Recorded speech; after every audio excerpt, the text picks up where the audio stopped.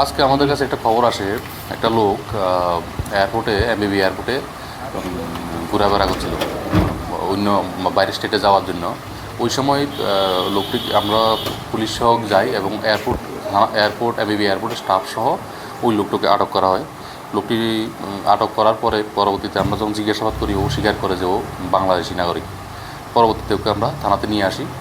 থানাতে এনে ওকে জিজ্ঞাসাবাদ করার পরে এবং ও কোনো কিছু ডকুমেন্ট দেখাতে পারেনি বা কোনো বৈধ কোনো পাসপোর্ট বা কোনো ডকুমেন্ট দেখাতে পারেনি। তো সেই অনুযায়ী আমরা ওর বিরুদ্ধে একটা